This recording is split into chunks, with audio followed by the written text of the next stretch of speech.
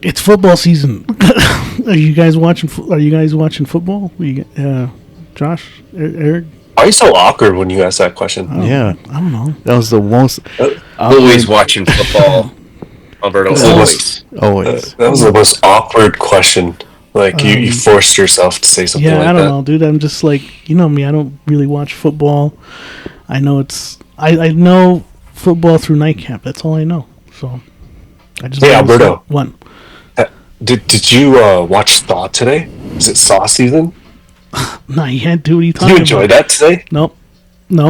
It's football season, Alberto. It's trending. Oh, God, all right. And Planning on stealing something? No, ma'am, we're not. Plan on murdering me in my sleep? What? No. Where do you get off? Just a couple of people who totally got off, bro.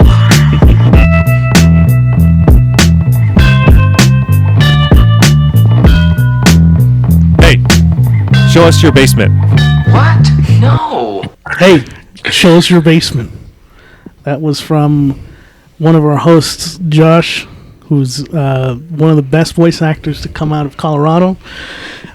He did that take, 20 times, Josh? 20 times? I think it was like 40. Shit, man. And I'm the worst. And that's so I that was unfortunately the best take that we got from all of that. Goddamn. Welcome to Two Brothers. It's not. That's the wrong podcast. Oh, shit. Don't confuse the fucking audience, man. Oh, okay. Jesus. God, Jesus. Man. All right. Welcome to Show Us Your Basement. I am your host, Alberto, and I'm joined remotely with Eric, who's on my right, Edgar, who's sitting across from me, that son of a bitch, Hey. and then Josh, who's why are you naked, dude? What? Can you explain that to the audience who can't watch what I'm watching right now? Why are you like This dude. man spraying? Oh, and shit? I am in my own house, comfortable. So, in the kitchen. You don't think your hey, wife's gonna watch pass this, by, guys. or- What am I doing right now? No. Okay, What am I doing right now? All right, you can sit back down. That's cool. All right. What am I doing right now, guys? I'm gonna save the audience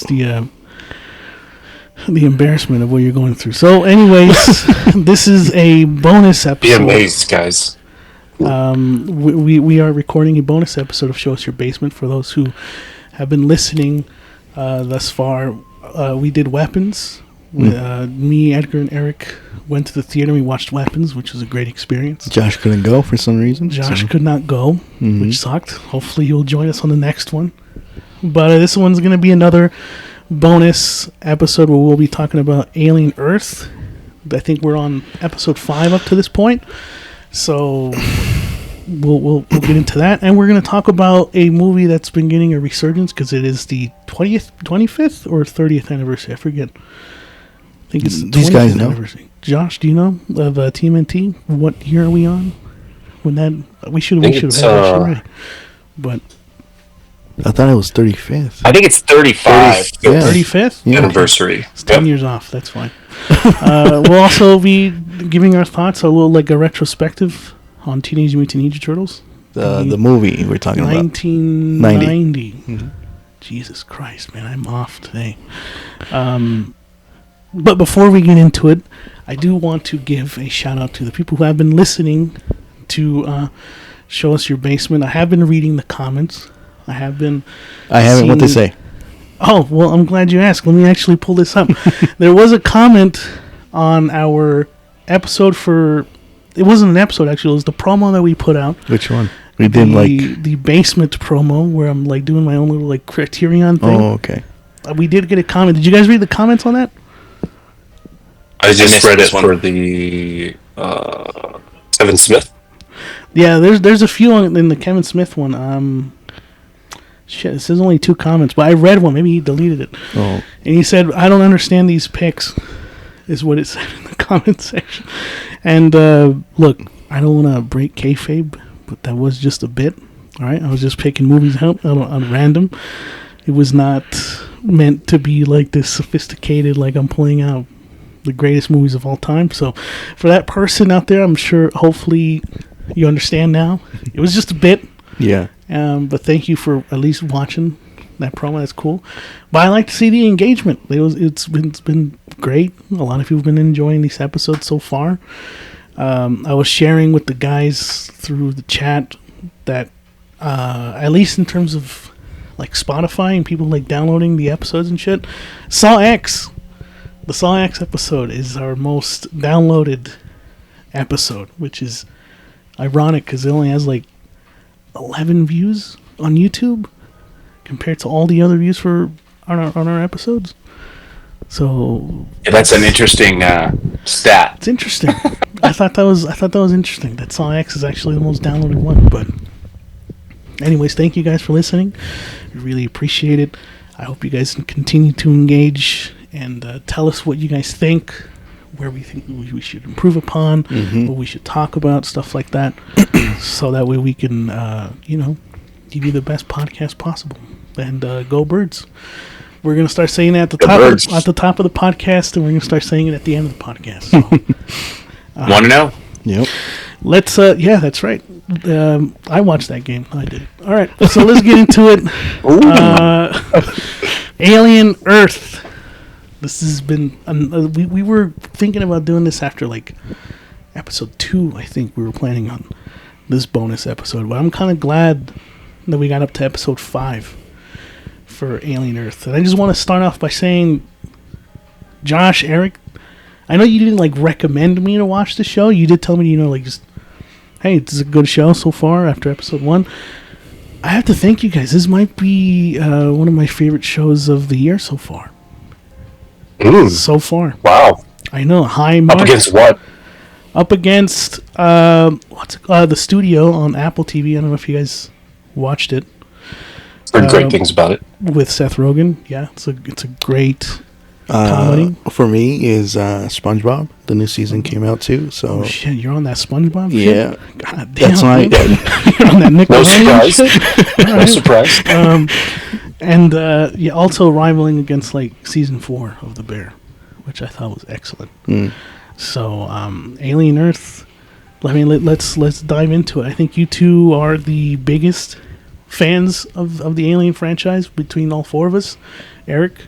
Oh, don't compare me to Eric. Eric is the fan. Eric is the one. I'm the I'm a fan, but I'm not on that Eric level. So. Does Eric not like the Feel great about that. what's the word, like the lore of Alien? Yeah, how extensive do you know the lore of Alien, Eric? It's been a long time since I've really deep dived into the lore of Alien. I think I know enough,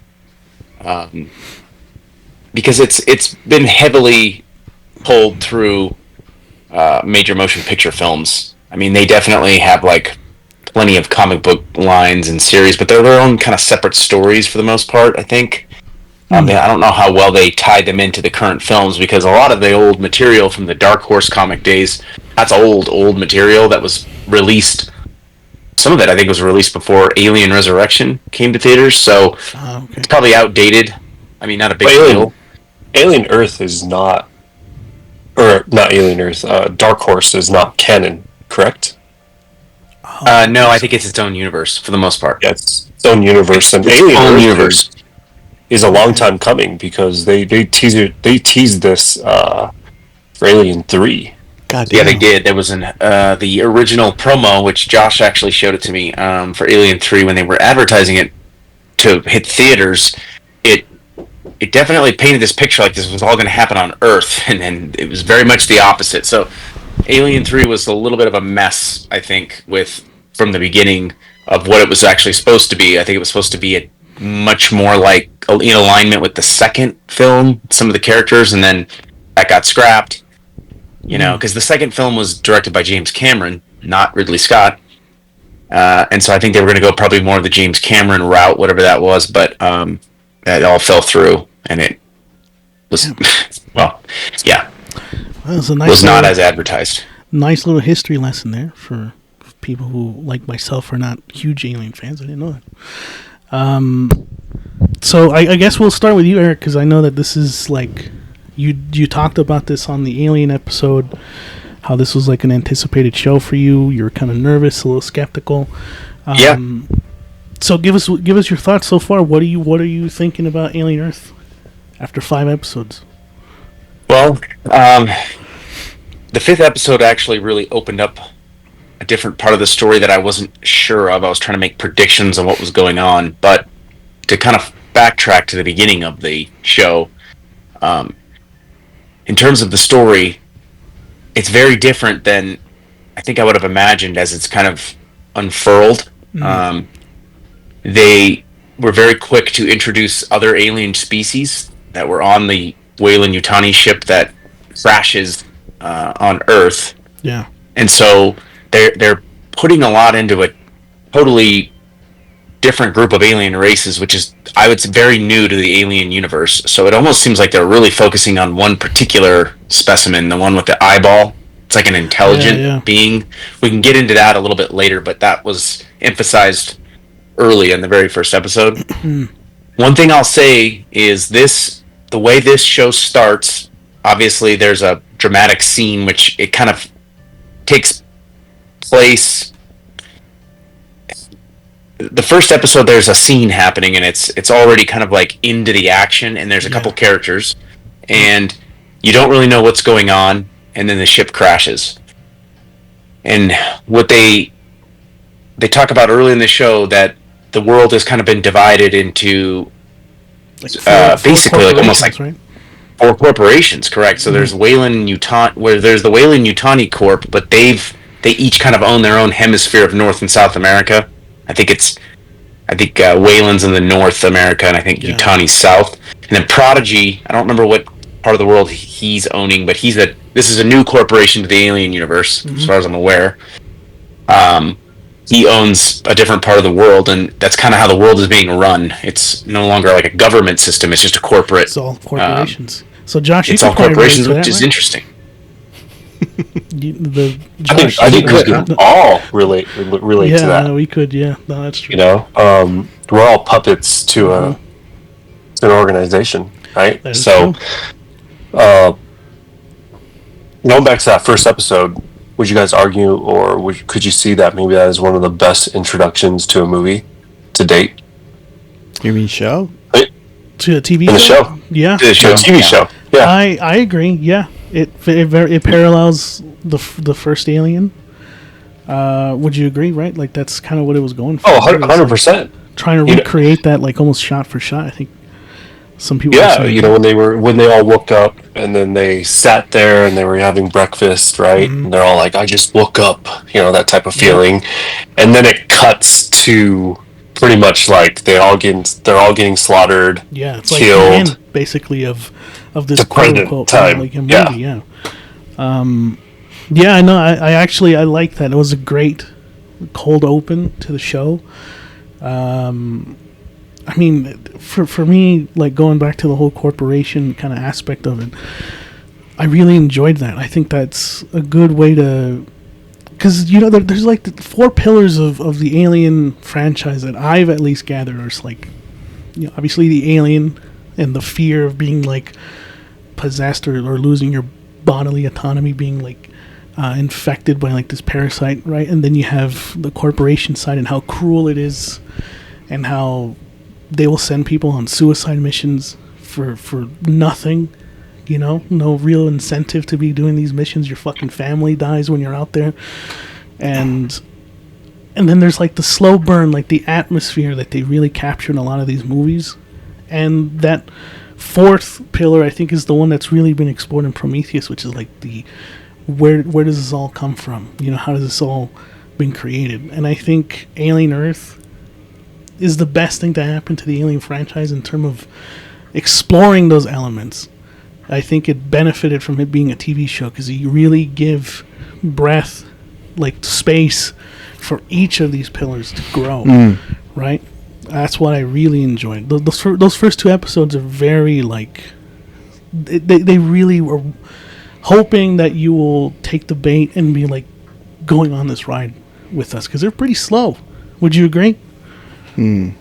Absolutely. There's I a lot would of say story building. Yeah, I would say that it's actually like giving us what we've all wanted for quite some time. Yeah. Every Alien movie is about man, woman versus morph, right? Yep. This actually, and then you have like the corporation in the background lingering, and you're kind of wondering what they are and what their motives are.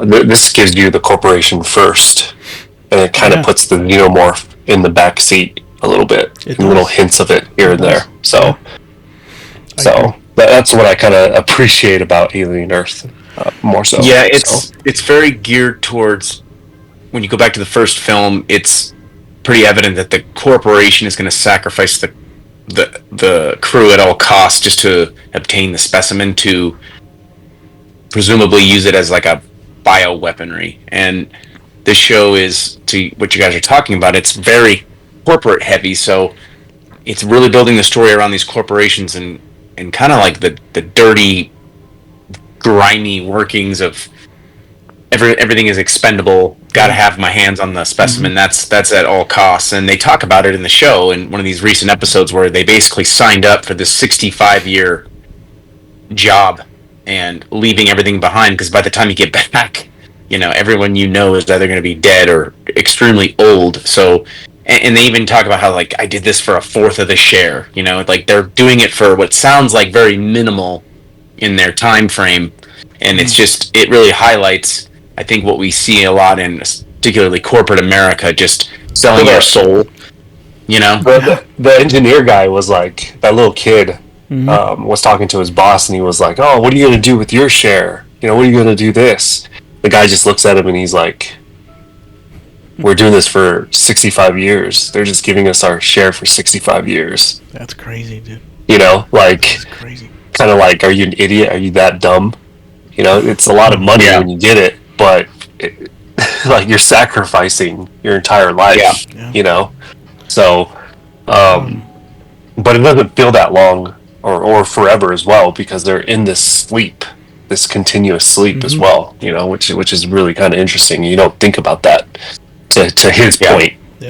So, Edgar, for you, right? The biggest element about the first Alien, when we were talking about the first episode of Show Us Your Basement and all that, they didn't show the alien that much. They utilized it like a little bit here and there. What are your thoughts of this new take of the xenomorph? Because I feel like every movie there's like a new rendition of it, how like they even add new elements to how it hunts and all this kind of stuff. What did you like about the xenomorph, basically? Well, let me talk about the first episode. Right. It's really, really well paced. I agree. It throws you in right away. Yep. You get hooked. Like, okay, I want to see what's going to happen now. I was like with Eric, like, it's probably going to be a hit or miss. But so far, it's like you're hooked. Hooked. And what you said earlier, it's good now that it's a TV show, because it needs time to breathe, to expand on the alien universe. So that's cool. It's finally giving that those elements to shine. Right? Yeah, to shine. Yeah. The xenomorph. Ooh. I like it. Yeah, what do you think about the xenomorph? Yeah. It has kind of a different feel, like a different look, different kind of behavior to it. It behaves. I don't want to jump. I don't want to jump to like the second episode. No, we're talking about. We're breaking the. But all that's 5 episodes. Like the one that talked about like this, like you can call it the evolution of the xenomorph, I guess. Is when it escapes from the bag. Or that green thing that the cyborg was. Yeah. And immediately it kills these the crew right away. It's like, whoa! I never seen a xenomorph do that. It acts like a human being almost. Yeah. There's like a scene in episode 3, I think, where it's like stalking the brother and the sister, and it just like, it kind of just like, almost like Michael Myers, kind of like it peers in and then it like moves away, like it just leaves or something. I don't know if you guys know the scene I'm referencing, when he, like, of the alien. I think when it's stalking them, right? Stalking its prey. Yeah. I really. It's a very creepy. Man. I agree with you, Albert. What you just said. It seems to have a more human kind of like a slasher instinct or like aura to it. I don't know. Yeah. Like it definitely seems more human, and it's interesting because it's always kind of takes the form of its host. That's kind of how it's always been. Because if you watch the third Alien, it attaches to a dog, and it's a 4-legged xenomorph, not a 2-legged. So I think they're definitely gearing it more towards like a human-like quality to it, right? species, like quality to it. It's not human, obviously, but it definitely seems to act like when you can kind of see scenes where it looks like it's stopping and thinking and observing, kind of like we would, instead of just being like a wild animal just on the hunt, So that has been definitely a shift in the in kind of how they present the xenomorph. Right? It's In a the little canon. different. Yeah. Yes, and I'm still kind of trying to get used to that a little bit. Like, I don't want to say it lacks intensity at times, but that kind of quick moments of thought, like I haven't figured out how to process it. No, like the quick moments of thought when it's like looking around, Yeah. So it's thinking. It's kind of like, how do I get in this room? Like it's kind of going through different scenarios in its mind, and I'm still kind of adjusting to that a little bit, to be honest. I think they've always alluded to that, though. I think that's the point. So it's the perfect organism. Yeah. Yep. So regardless of adaptive. where it comes from. Yeah, human, dog. I think the original cut, it was a goat in Alien 3. Oh, really? Am I wrong? No. It was like some kind of native buffalo bison kind of creature. I think there's like a director's cut where that actually happens instead of the dog. It attaches to one of these like weird cattle species that they have on that planet. But I think it's supposed to be that version, that perfect organism of that version, and it has that like the strength, the exoskeleton, the acid blood, and then the survival of the fittest type of mentality, right? Like get rid of the weak. Natural type of thing. Yep. Yeah, it's that perfect organism, right? So. I feel like their movies just always alluded to it. That's what's so great about this show, is that it's taking all those little things that were kind of overshadowed, and they're kind of bringing them about. So, we haven't really talked on the main cast, right? Of these, I guess you could say like they're kids that are like their soul's been like transferred into these synthetics, right? Yeah, synthetic bodies. What are your thoughts on? I think they're like our new crew of main characters. Eric, what did you think about these new characters? It's a different. I like the characters, and they definitely took a different route with. It doesn't seem to be heavily focused on one character. It's a collaboration of them, and to quickly cover it. Obviously, Prodigy Corporation is doing the synthetics, the synths that are, where he's basically developed a technology to transfer over your consciousness into a synthetic body. These are just things that I think we talk about in normal day life now, so it's a little bit more relatable in terms of the thought of it. Yeah. And then they have this new thing with cyborgs. This is a new wrinkle into the Alien verse. Also, there's never been like a cyborg character where Morrow, he's a man, right? but he's Morrow. Yeah, Morrow. Which, by the way, let's talk about Morrow. He's probably been my favorite character because he seems to have like he seems to have like a villainous side, but he's not a villain at the same time. Like he's what Josh was trying to allude to on our Saw X episode about how he hates villains and all that, and they told him about like Walter White and all this kind of stuff. Like, well, but he's not really. I think this is what you were talking about, right, Josh? Like this is the kind of archetype of character that you dislike or like. I don't know how I think of Morrow. I dislike it, if that's what you're talking about. First off, I've already explained to you about Walter White, okay? Yes. He is a villain. Go ahead, Edgar. Go ahead. We don't need to talk about... That's another episode. No. I see where he's coming from, and first off, Morrow isn't really established yet for me to kind of give him an opinion. Morrow, he left his family, right? And they show it in the 5th episode. His daughter, and he'd been doing this for 65 years. And then when he's talking to Utani, the lady, he's like, I don't have family anymore. This is my life. Yeah. Yep. Yeah, so he bought into the corporate culture. Yep. He has to at this point. Yeah. And he understands it. So we'll see where he's at in the next couple of seasons. Do you have a favorite character at all, Josh, or are you just kind of like, I'm just waiting to see how it all plays out? Like the eyeball. You like that's your favorite character? That's fair. I mean, it's definitely, I think, rival to the alien. I love Kirsch, actually. Kirsch, he's the Timothy Elephant. Character. Yep. I think he's just a synthetic. I don't think he's had his conscious transfer. So I think he's is he though? Well, is he? We don't know. We don't know yet. He's the only one that has not been identified as a conscious transferred synth. They allude to it. They kind of hint to it, which is kind of interesting. Now, you can argue that Morrow may be a villain, right? But I look at him potentially being in the middle. He can go both ways. I see Kirsch potentially being the villain.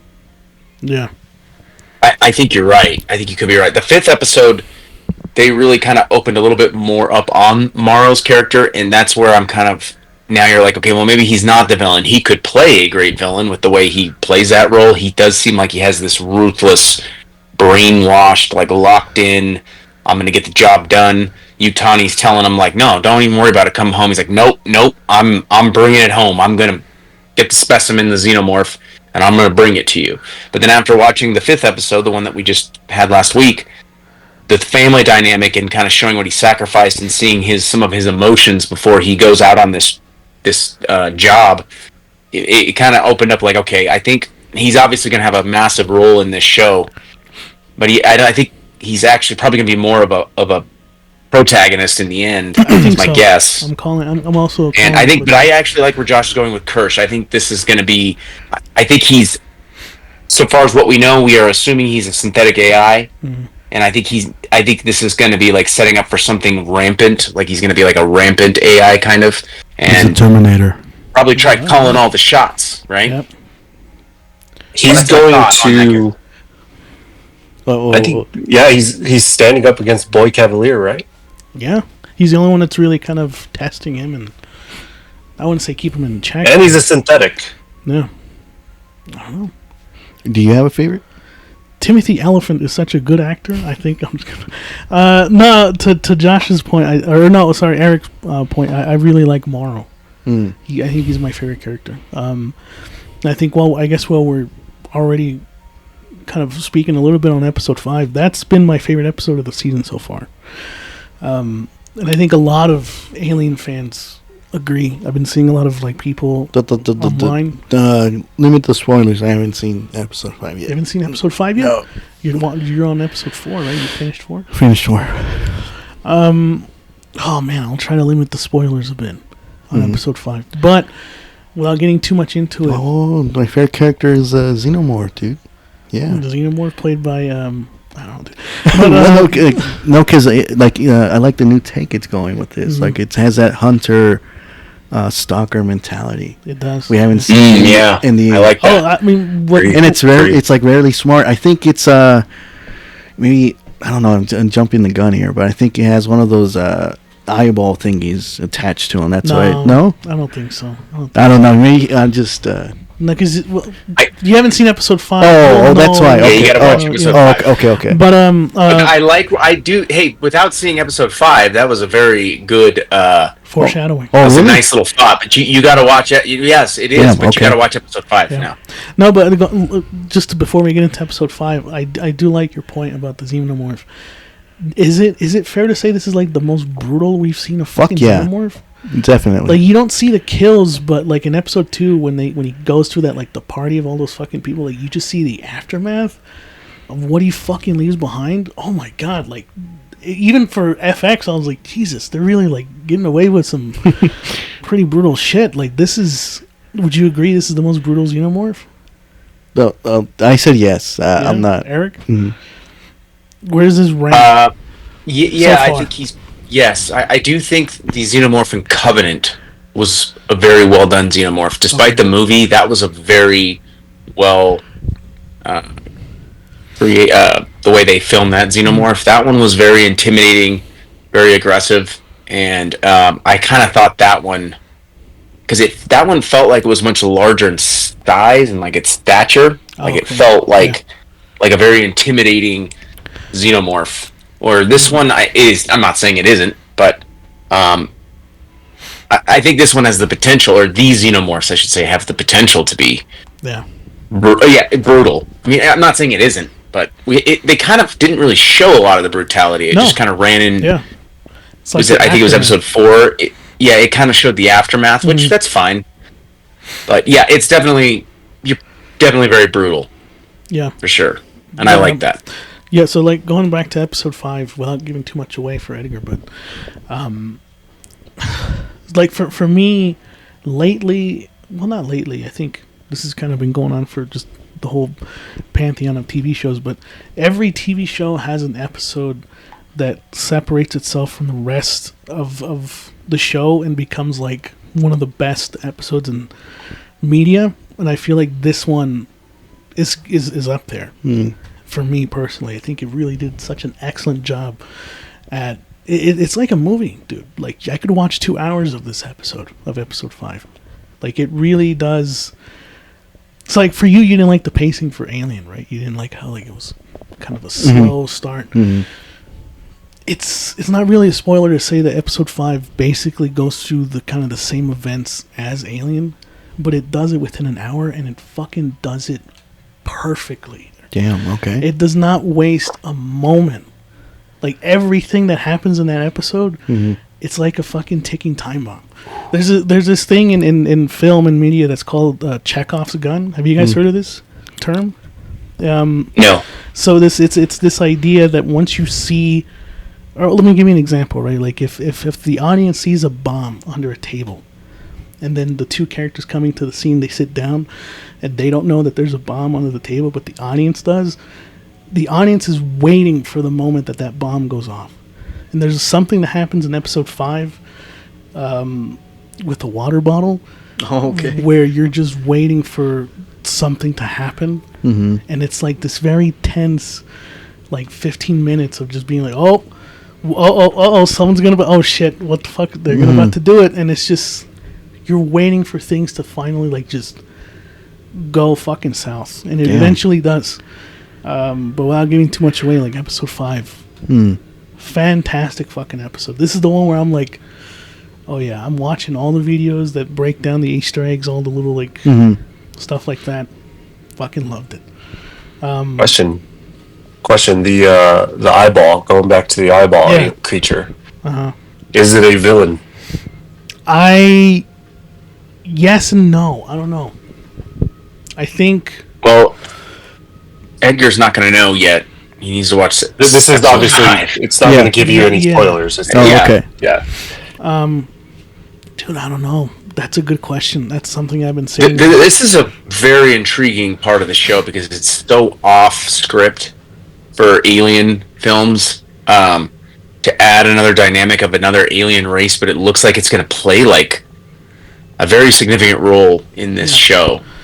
Yeah, it's another apex predator, which I know sounds weird to talk about with an eyeball, but the shit that it can do, dude, like it's pretty fucking insane. Well, it's highly intelligent. It's also it's very intelligent. When it gets into that lamb, that sheep, and it's just standing there, just watching. It's so creepy, man. That is such a great scene, and then that kid is just like she's trying to establish. Yeah. Is that in the 5th episode? No, it's on the 4th episode. 3rd episode. I'm still like in like 10 minutes. Okay. Kudos to whoever who's like writing this or directing. Noah Haley is. Yes. He did Fargo season 1, I think. Ooh. Yes, on he Netflix. did. Did Legion, which was also great. Yes. There's another. There's Yes. another one too. Which one is it? It's Legion, Fargo, and fuck. What's the other one? There's another show he did for FX, which was fantastic. It is shit. Give me a second because I want to give it credit too. Well, whoever picked the songs for the end of the The needle drops for this for the fucking yeah. show. Like I was Fantastic. I was surprised for the end of the first Oh yeah, that was it. the episode 1. Not Wild not Worlds. FX. Damn. Yeah, not FX. Yep. But Oh, you did Bones. oh, okay. I think that might have been what I was thinking about. But yeah, the Yeah. needle drops for that's honestly. I know it's gonna sound like a little thing, but the music that they play at the end, like the musical stings, that's what keeps me wanting to keep watching the fucking show. I was like, damn, you're dropping Tool, you're fucking playing some Black Sabbath. Black Sabbath. Like, this is fucking awesome. This is right up my alley, dude. Right? Yeah, no, this show has been very. I'm impressed, and this is coming from someone who's not even. I don't consume a lot of alien stuff. I think the most I've consumed is I've talked about this on episode 1 of our podcast. Is I played Alien Isolation a lot, which I really love. I think that game is fantastic. So I mean, for you guys, I don't know if you guys are horror, game fans, that you should give Alien Isolation a shot because I think it's canon too. That is Now, canon. It's canon now, so you should definitely give it a shot if you guys are fans of the series. Alien Isolation is a really great video game. But that's like the only thing I've consumed other than like Alien. I've seen a few times. Aliens I've only seen like twice, and this has like impressed me so far. Like this is great. This is a great TV show. Which is weird because before we watched the show, my favorite one was Romulus. Yeah, we saw Romulus too. We saw Romulus just before Alien Earth, and I liked Romulus. You can feel Fede Alvarez's fucking DNA throughout that whole movie. It's so fucking good, right? That's another thing too I liked about. Oh man, I can't give away episode 5. I was about to spoil something. Yeah, come down there. But anyways, yeah, this show's been great so far. Oh, hold on. I told you this too because I saw a video on it. So it goes for you guys because you've seen him, and you guys, especially Eric, he knows the lore. Remember that I told you there's a video saying that I think episode 3 or 4 retcons Prometheus and Covenant. Did you guys picked up on that? No, I think I missed that.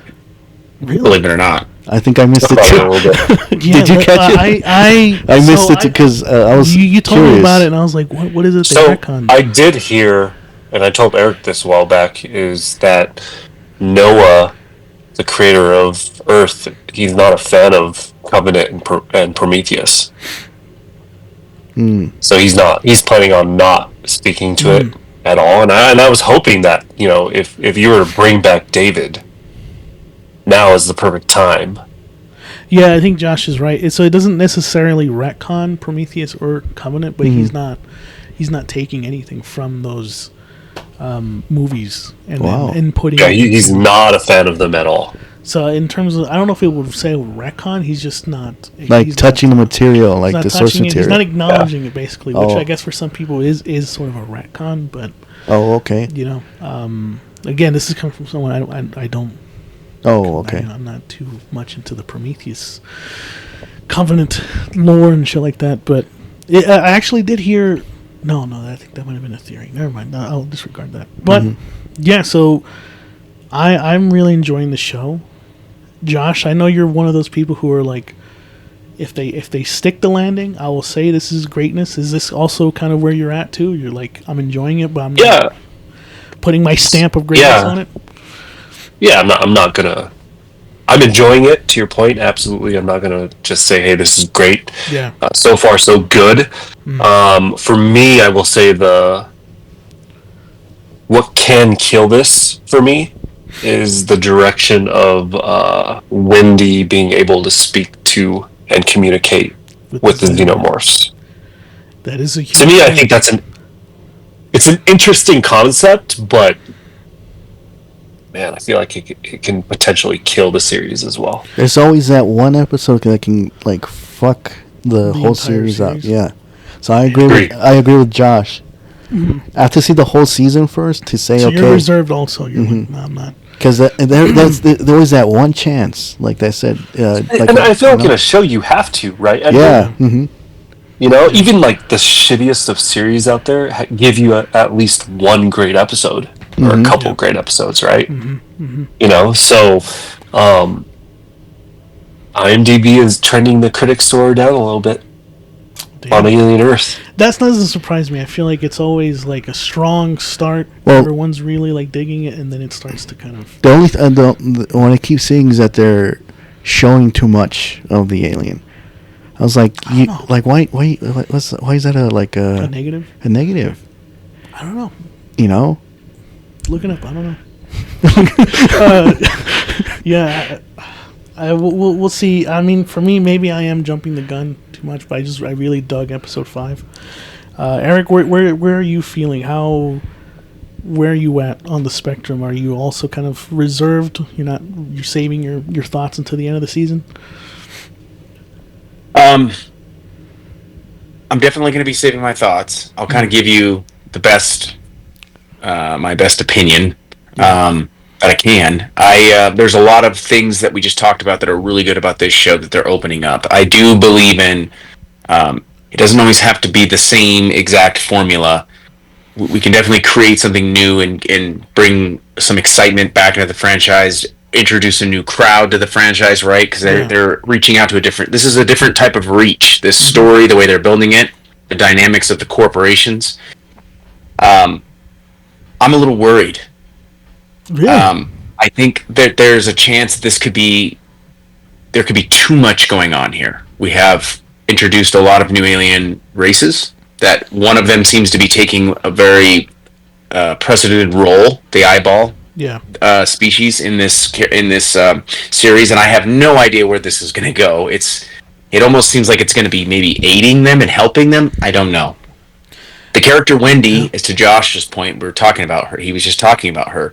She's obviously going to be the female lead that is traditional to all of the Alien films, every single one of them. Now her character is different because she's a child in the that's been. Her conscience has been moved into a synthetic body. That's okay. That's fine. It's different. This whole thing where they're starting to toy with her understanding or kind of like hearing them speak, I don't know how I feel about that. That's a different look. Having the xenomorph having more humanistic, I don't know what the word is, but mannerisms is fine. Right, the quality to it. I like that because it adds like a creepy, like weird vibe to it. But this whole thing with her kind of understanding like the language, it seems like, I don't know how I feel about that. I'm kind of turned off a little bit by it.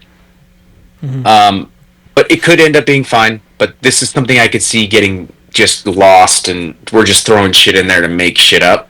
Okay. And that's fair. Another thing that I kind of, and it's to be expected, it's not the end of the world, but Disney really wants to pump their product into this. The Neverland, Wendy, showing Peter Pan. I don't know. It just doesn't. I don't think of like fucking Peter Pan when I'm thinking about Alien.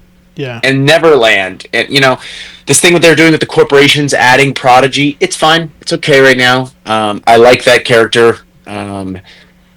I keep thinking he's Timothy Chalamet, but Boy Cavalier. He's the Prodigy. I do like that they added him into this mix of the into the universe with a new corporation, a rival corporation, and we're starting to see them fight over the species. That part is fine, but I am a little worried that we could get a little lost and off track and maybe focus too much on the corporation side and not get back to the original roots. And I also wonder about, how does it line up with the rest of the Alien films? I get what we're saying about Prometheus and Alien Covenant, but can we at least be in alignment with the original films? Because this was born through theater, not through comic books, so it has a very like black and white how it started, how it evolved. And if you're going to add on to that legacy with another made-for-television product, at some point I'd like to see a little bit more of. It doesn't need to be a lot, but hints of past alien films, maybe here and there sprinkled in, so we know that we're living in this timeline, honoring the past and honoring the original. Yeah, I don't know how much. I don't know how well the story can produce making its own timeline. I don't know about that. Supposedly this is supposed to lead up to the original Alien movie. Yeah, it's this like show a prequel. takes It's 2 years before. Yeah, 2 years. The first Alien movie. So okay. So a lot can happen in 2 years. Letting me know that. Yeah, I know. And question for you guys, all of you guys. So Wendy's obviously going to dive in and figure out like where these xenomorphs, what they're all about, being able to communicate to them. Do you think that kind of potentially can ruin it for you, like the mystery of these crazy species that are just out there to just kind of kill? Thinking about like the origin of Michael Myers, the origin of the Joker, the origin of Freddy Krueger, like the mystery aspect is what kind of made it terrifying. Yeah. Well, first off, I didn't know that Wendy's was also a part of this corporation of all this. We got Wheeling-Yutani, you got Wendy. Was it McDonald's as well? You got Burger King. I didn't know that Wendy's was going to be trying to figure out the... All right. Right. Wow. No. You had me lost on that one. Sorry. That was a joke. Yeah, Baconator, perfect organism. Look, dude, I'm trying to inject humor into the podcast so I can clip this shit. No, it was good. You know what I'm saying? Yeah. I think I did great.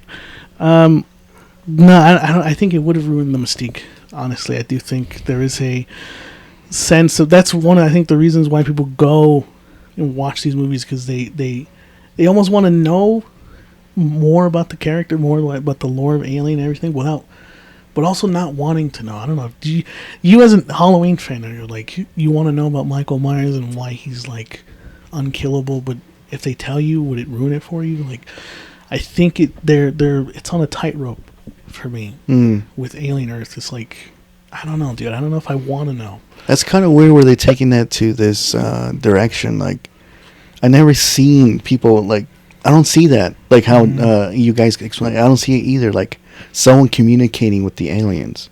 Yeah, the xenomorphs. Yeah. That's like if I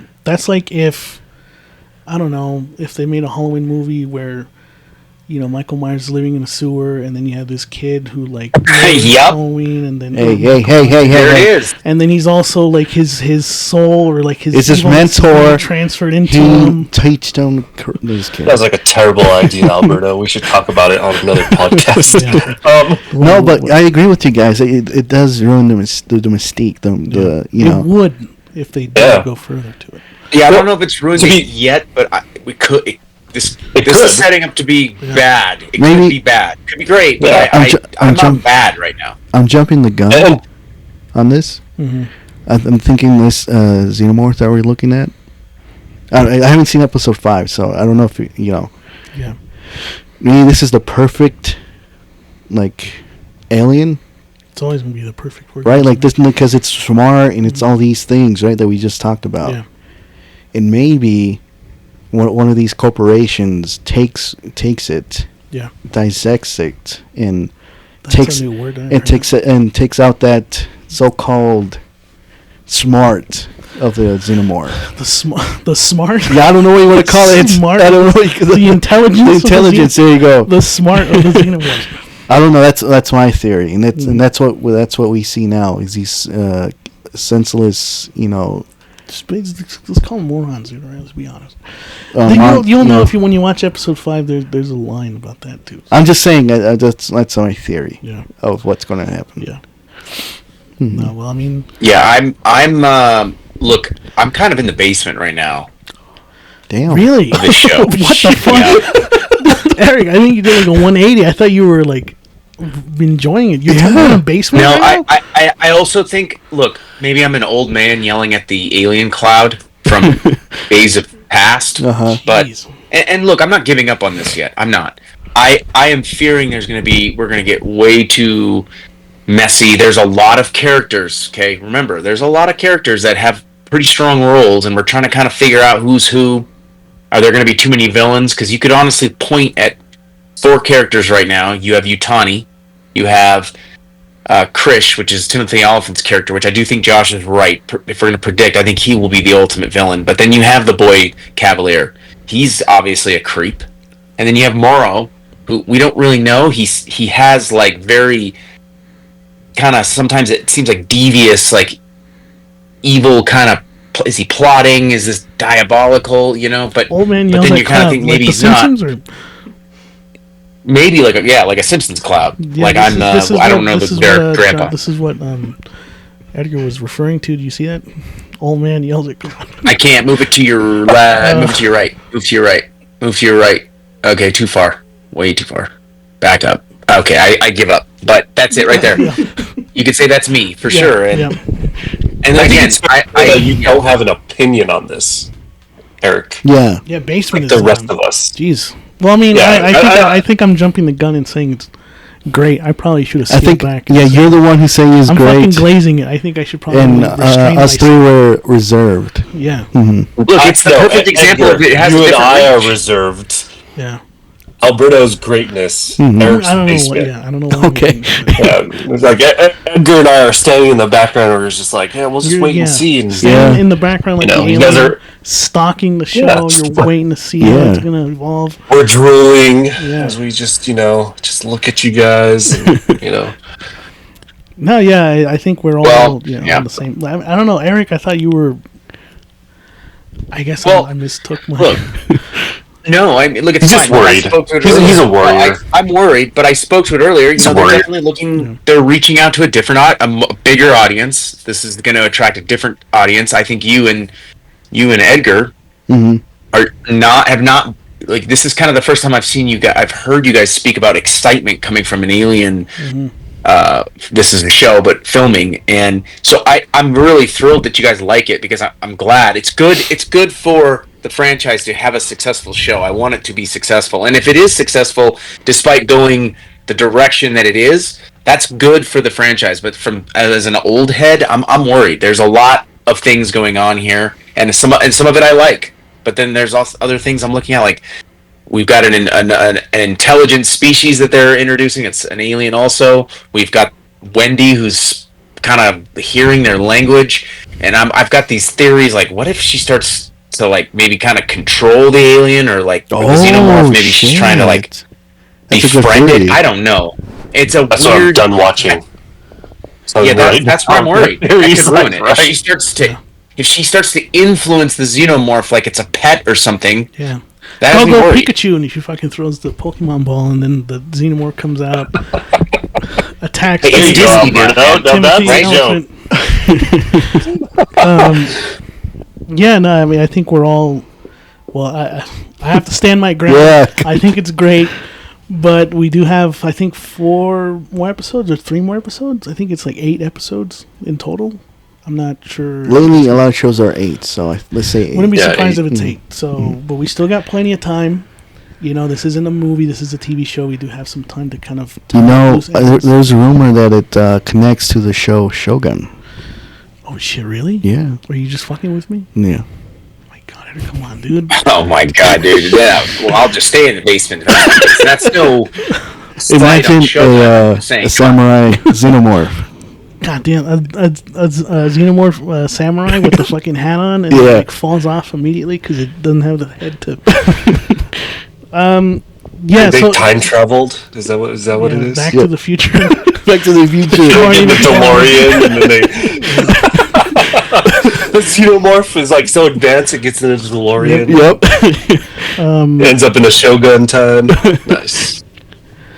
Yeah, so I mean, I think we're all gonna wait and see what happens. Do you want to do a second one after it ends and see how we all Hey, feel? man, if you guys are up for it, if the fans are Good up call, for it, Edgar. Yeah. you know, I wouldn't mind. Yeah, I think we should definitely tie it off. Yeah, we should. Once we finish, to see how it ends, to kind of get a feel for obviously the first season, the conclusion, how it's going to open up to us. It's definitely going to have a second season for sure. It's Really? it's worthy of that. I was looking at it like as a contained, like just show that ends after No. the season. But I guess you're probably right. That could be.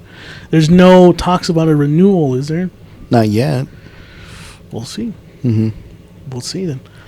Let's talk about another perfect organisms, which is the Teenage Mutant Ninja Turtles. Is that a great transition? You guys like that? We're actually going to talk about great it. transition. I'm not sure what you just said, but okay. Okay, yeah. But TMNT is celebrating its 35th anniversary. The movie. The movie. And I think we've all seen it countless times up to this point. That I think we're well equipped to talk about this movie in retrospect and what we think of it. There's going to be a lot of people who are going into the theaters or have. I think it's done with its run in the theaters, but a lot of people forming their opinions about this movie. This is a seminal film, I think, in all of our lives. Mm-hmm. We're all Teenage Mutant Ninja Turtle fans. Eric and Josh specifically, right? You own like a fifth of the shares of the Teenage Mutant Ninja Turtles IP, right, Eric? Not quite, but I do have a lot of action figures. That might as well be like a fifth of the shares. So let's talk about... At this point, yeah. Let's talk about the 1990 film of Teenage Mutant Ninja Turtles. Mm-hmm. Edgar. I thought this was the sequel first when I was young. I thought the second one was the first one. Uh-huh. I thought this first one was the second one. And then, obviously, as I got older and smarter, I realized it was the other way around. But what did you think of Teenage Mutant Ninja Turtles? What are your thoughts on it? Where does it land on the pantheon of comic book movies? Oh, good question. For for a movie that came out 35 years ago, man, wow. It still holds up to me, for my opinion. And if it's there's a lot. So let's say top 10 for me. It's going to be in there too. Really? In my top 10. Yes. Shit. It holds a special place, man. So especially the first one. It has that dark element with the slight humor. It doesn't overstep its the humor about it and everything, compared to the second one. Yep. Like, Jesus Christ. I'll say this later. That was a question for you guys, but yeah, that's what I feel about that one. It'd be in your top 10. Mm-hmm. My top 10 for a superhero. For superhero comic book, I think there's a distinction. Oh shit! Yeah, comic book. Sorry. Mm-hmm. All right. Mm-hmm. That's it's kind of superhero, like. Yeah, I guess you're right. I mean, superhero. I mean, they're not referred to as that. I don't think, but I think for me, I don't know if I'd put it in a top 10. Like top 15, maybe. For me, it's top 10. I quote the shit out of it to this day. Okay. Random stuff. You might bring me down a bit. Well, hold on. Let me ask you a question. Mm-hmm. If let's say, this is a little foreshadowing for the podcast. If TMNT's 10, but it's battling with the Crow, which one are you putting in 10? The Crow or TMNT? TNT. That beats the Crow for you? No, sorry, it's the other way around. Oh my god! I was about to say, dude, shit. You love the Crow. I do love the Crow. Eric made the unfortunate mistake of watching the remake. Are you still recovering from that, Eric? Are you okay? I think I'm okay now, but I was. He almost fell off his chair. I couldn't believe that nobody had watched it in this group. I thought for sure that wasn't you even two were going to be like, yeah. That wasn't an assignment that we gave anybody. You just did that out of your own free will. I don't know what I was doing. Maybe a little too stoned. I would put TMNT 1990 in a top 15. I don't know if I'd put it top 10 though. To me, it's top 10. I think it's because I don't want to like put it in the top 10 and not think about what other superhero movies are better than it, and then be like, shit. I bet you name more than 10 that you would put ahead of it. Yeah. You don't have to go through that list now. I'm just saying. I got a feeling you could rip off 10 before you got to that movie. I agree with Edgar 100%. I think this is arguably top 10 greatest comic book movies of all time. Okay. Mm-hmm. I think you can actually argue that it's top 5. Oh, I'm not saying that it would be on my list. I don't know, Josh. Top 5, really? Here's the thing. Here's the thing, right? When did this movie come out? 1990. Mm-hmm. How does it look? How does it hold up? It does. So it's still pretty damn good. Yeah. Right? Yeah. It's filmed very practically. For being practical, okay? Another point as well is you say Clerks is is the greatest indie movie of all time. I would argue and say this is the greatest indie movie of all time. Really? For comic This books? was an indie movie. This is an indie movie. Really? Alberto? You would say this beats Clerks for you too. I would argue it, right? And then when you look at the numbers, top 3 highest grossing indie movies of all time, Fits the Cat, 1972, One Flew Over the Cuckoo's Nest, 1975, 1990s TMNT. Yeah. Okay. Look, I'm giving some pushback just so to give some context as to why this movie is so important. I think if we were all glazing it, we wouldn't have the statistics that Josh just pulled up. So I think that's why I was kind of like pushing a little bit on that, because I do agree. I still think it is one of the greatest comic book movies of all time. In my personal own list, I don't know where I would rank it, but Josh, that's a great point that you made, that it's arguably one of the best indie movies of all time. That is fucking wild to think about, especially considering that like it's spawned an entire fucking, well, I wouldn't say it spawned, but like it definitely re-energized, would you say, or added to it, to the canon of Teenage Mutant Ninja Turtles. I mean, without this movie, they wouldn't have their colored headbands, right? No, they had it in the cartoons. That was the cartoons. That was the cartoon. It rejuvenated it. There you go. Yeah, that's the word. Rejuvenated it. Okay. I would say that what makes this so great, and why you would have to put it in your top 10 greatest comic book movies of all time, is that it stays true to the source. Yep. I would say 85% of this movie is actually accurate, comic book accurate. Whereas a lot of, like, you look at like Christopher Reeve's Superman, Tim Burton's Batman, Blade, none of that stuff actually came from the source material. Yeah. They changed it up to cater to the fans. What was that? Jeez. To cater to the timing, right? Whereas this stayed very close to the lore of the original TMNT. So you're telling me that in the comic books, there's a scene where they get April O'Neil down into the subway, and then the Foot Clan just like opens their hand and just smacks the shit out of her. Are you telling me that's also in the comic books, Josh? What man does not want to slap a woman? Okay, all right. We're gonna have to cut that out. Take you over. That is real life accurate. We should probably. I'm gonna cut that out. That was. Don't show this actually, podcast to my wife. That did happen, kind of. It happened in the '87 cartoon, very first episode, kind of. Really? Okay. They chase her down into the sewers. Damn. It's not the Foot Clan doing it, but yeah, and they do bring her back to the lair as well, and they sit there, and then Master Splinter has a talk with them. They do go to the antique store. It does get burned down. It's not Raphael, but Leonardo gets actually beat up on the roof and left for dead. Yeah, that's in the comics. Oh. They do have a final showdown with Shredder. Mm-hmm. Yes, they do as well. Yeah, so a lot of it is issue.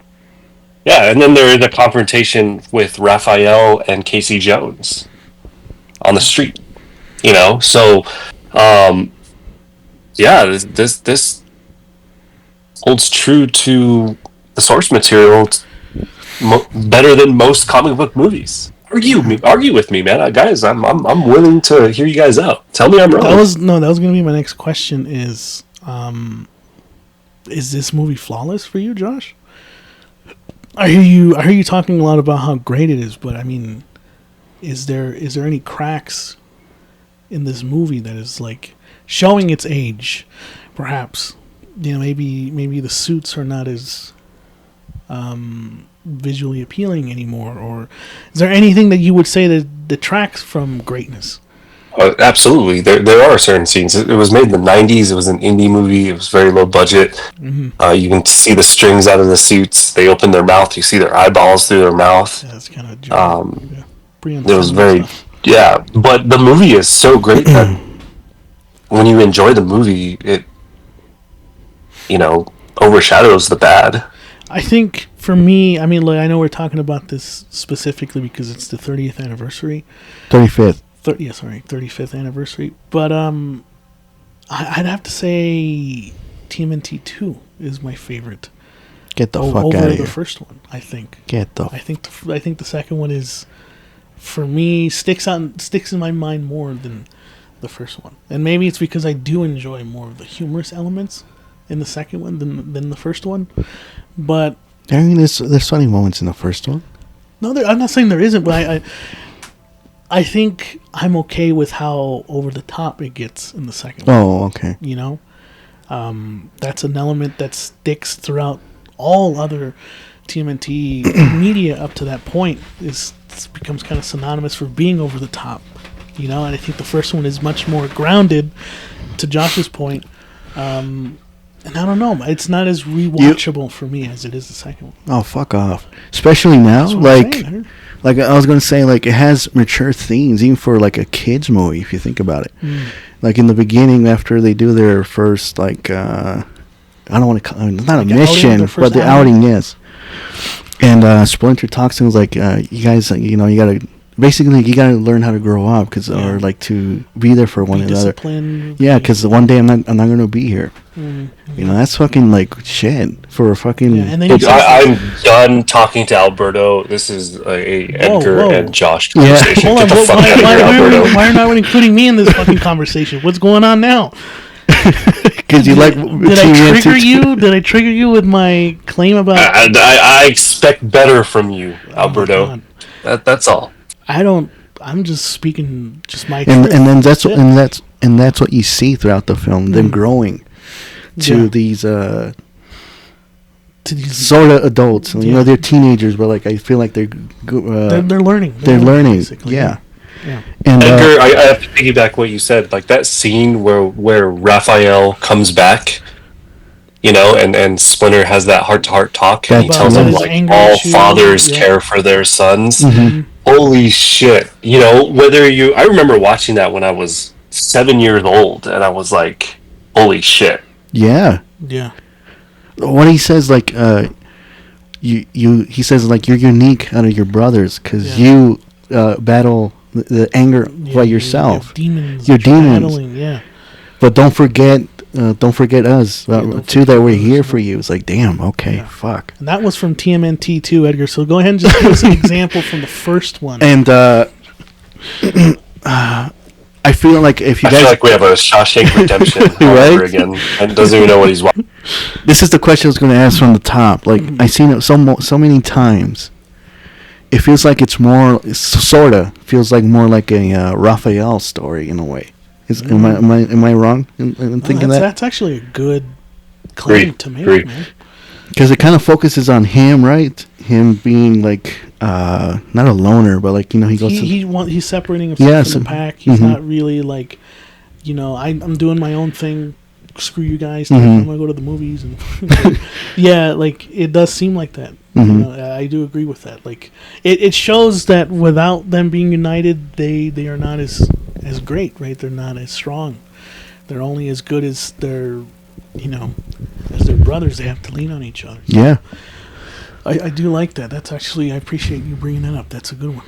Yeah, Eric, you've been he's been quiet. You've been quiet. Have you been collecting your thoughts? What are you thinking about TMNT 1990? Oh yeah, speaking. We're talking through Discord right now, so like it's talking over each other is just not productive on this that makes sense. platform. But no, look, I think Edgar said it right off the bat. He said at 35 years old, when you look back and in 1990 you think about the superhero films that existed and how this one has held up, how it was executed originally. It was a very practical effects. They used high level costume design by Jim Henson. It really did deliver like a realistic feel. And to go to kind of jump on Josh's point, there's a lot of source material in the built into that movie with elements from the original comic book mainly, and it is a lot of a story about I think really about Raphael, and I think there's maybe a little bit of a romantic interest with him and April in this movie because that's who he connects with. He and she connect with each other because he's the one that I think saved her, and when she was getting jumped, I believe he's the one that stepped in and helped her. So there's a connection there. But when you look back at it, it was this was a low budget indie film, really held up well. I mean, you look at some of the other '90s superhero movies back then. Batman Forever, Batman Beyond, those were terrible. So this one definitely stayed true to its roots. It was no special effects, so the whole thing felt real, like not like relatable because there wasn't an oversaturation of some type of special effects making things look completely unrealistic. Outside of mutant turtles, they executed it very well. Like, wow, this is real. This could be grounded a real for this universe. thing. You're saying.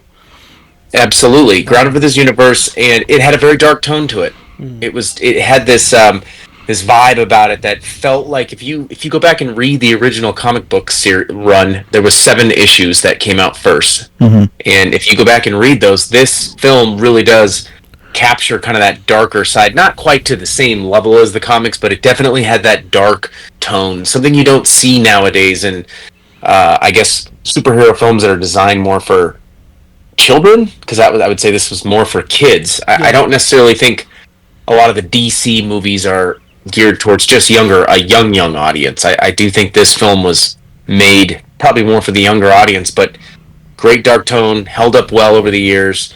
It definitely lacks, I would say, like compelling fight scenes. I mean, they're good, but I don't think that they were extreme. Like I feel like it kind of lacked that a little bit, or at least it did for me.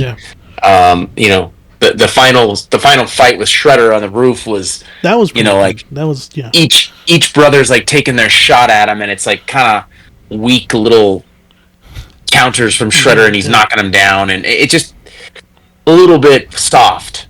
So that wasn't great, Eric, in my opinion. But you have like 4 guys running around in these like costumes doing the things that they're doing. For being an indie movie, for being a movie that was made in the 90s, being an American movie on top of that, what would you compare this to? Oof, good question. Are you talking about it during its time? Who did it better? Nobody. I don't think. Yeah. Well, I think Tim Burton did okay with his Batman and Batman Returns. It's kind of similar in that. You would say the fight choreography in Batman Returns is better than or just as good as TMNT 1990? I think they're both very clunky. They have like a clunky feel to it. I think Batman Returns is clunky. I agree with that. Oh, well, but I already made the comparison. I think the roof's aren't even close.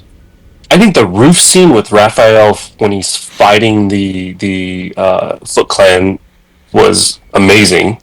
When they're in the antique store, it was amazing, and then the roof scene was amazing. Even the scenes when they were like sparring and going at it was actually like not bad for what they were giving you. And you have to keep in mind, '89 Batman Returns. These were high budget movies, and I think the 2 memorable fight scenes from Batman Returns, and even in Batman, I would say, I'll speak to Batman Returns because it was a higher budget, was Batman just like kicking somebody in the chest, and then when he hit that guy in the stomach, put a bomb on his chest, and then threw him down the little tunnel. Yeah, that's dumb shit.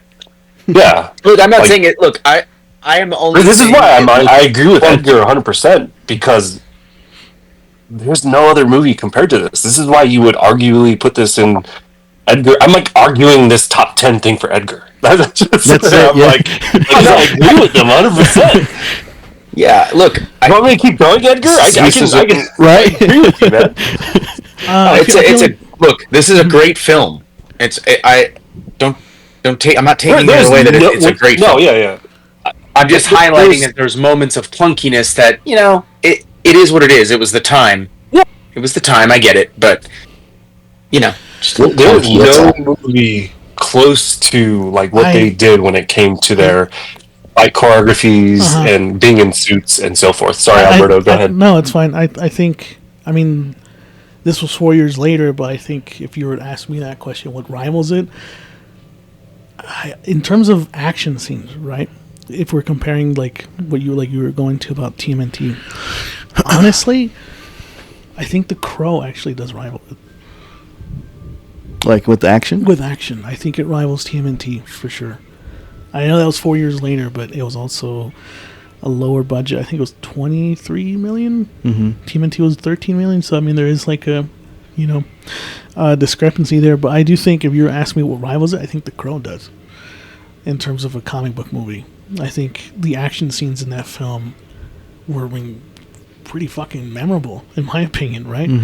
I know we're not talking about The Crow. I know eventually we will talk about The Crow and debate whether it's great or not. But yeah, I think Eric, I agree with his point that the action scenes did lack a bit of impact, and like you said, that was just for the time. That's just how it is.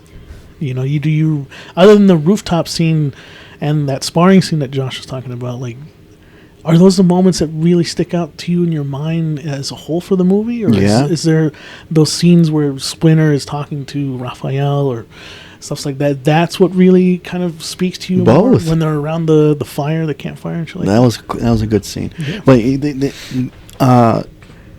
damn, I can't believe you guys don't agree about the action in this film. Well, it's like Alberto said. It just felt like underwhelming at times. I mean, these ninjas, and I guess it just felt a little clunky. But look, the dialogue in this movie is very good, and you're speaking to it right now. Like the scene with the Splinter coming out of the fire, like this was written pretty well. So it's very strong with the dialogue, the costume design. Like there's a lot of great things. I'm just pointing out like a pretty important part. Yeah. That I thought wasn't great, but it's also you didn't expect it to be great, also, right? Because at the time when I guess if you're watching this movie in the 90s, you probably are expecting of some sort of caliber of like the action being true to the comic books, but nothing's ever going to be close to the comic books, at least up to this point. And so you're watching the movie, it's like it's not how I envisioned it in my head when I watched the comics book or read the comic books. That's okay. It's just something that may not, I don't think, is aged as well. It's like, I don't know. It's just, I know I talk about how TMNT 2 is, I think, personally better than the first one, but the action is even worse, I think, in the second one. You could argue, right? So I don't know. I just go ninja, go. That's that. The second one was terrible. I mean, yes, I think the Vanilla Ice thing was absolutely iconic. God, Jesus, all right. That lives on forever. Yeah, I think Vanilla Ice I still see Vanilla Ice appear in Turtles. I don't know what you call it, just advertising. Like he's still involved. With the franchise even to this day. I mean, so it's no surprise that I think you think it's greatness, Edgar. Josh, you think it's greatness. Would you say it's greatness? I would say it's show us your greatness. And Eric, where are you rank? Are you also saying greatness in spite of its flaws, or goodness? Definitely in the greatness, because I'll go back to what Josh said. The source material, the way it looked, they did so many things right. The dialogue was really good. It's an indie film, to Josh's point, but like it's not perfect. I don't think it's a perfect film. I think it was a little underwhelming with the action scenes. But look, this is a great movie. When you look at a lot of the other '90s superhero movies, but they were not good. They were not good. I think the only thing you could rival it with would be the Tim Burton films, and in those kind of look funky now. When you look at what we've got today versus then, it's not close, right? So. I will definitely put this in the greatness category for sure.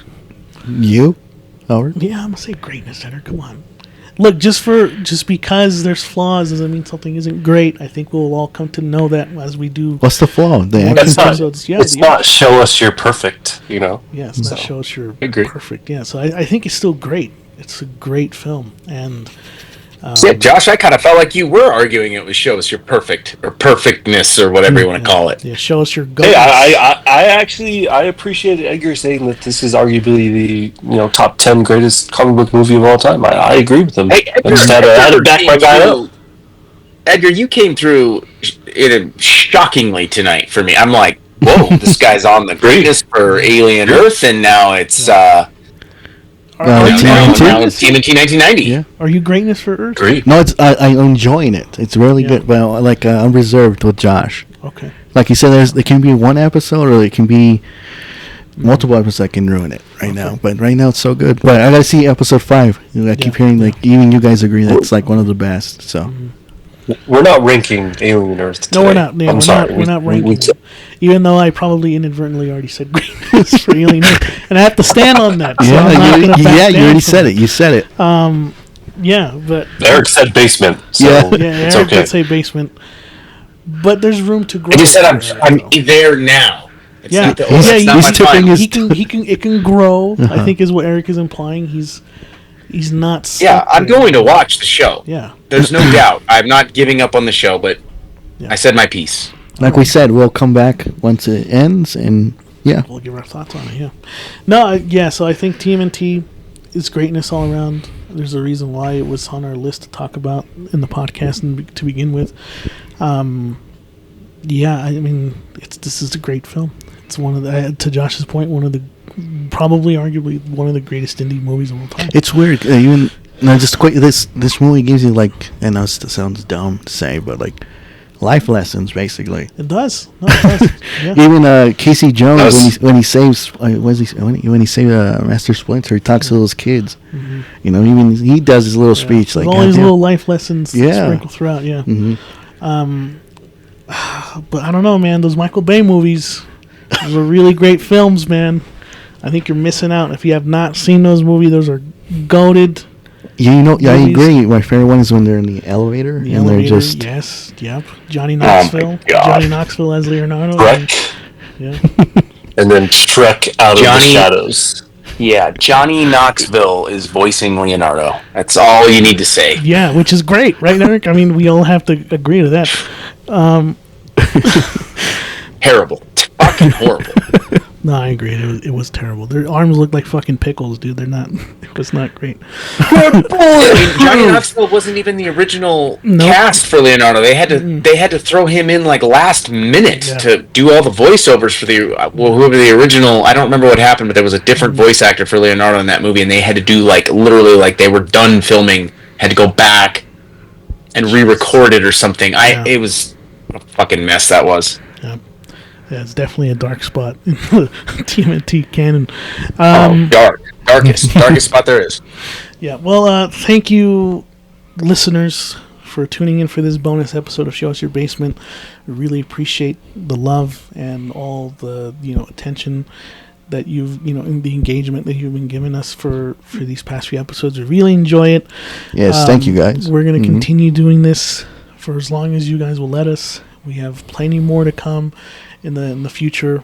As always, follow us at Show Us Your Basement on Instagram and on TikTok and obviously on YouTube, wherever you get your podcasts.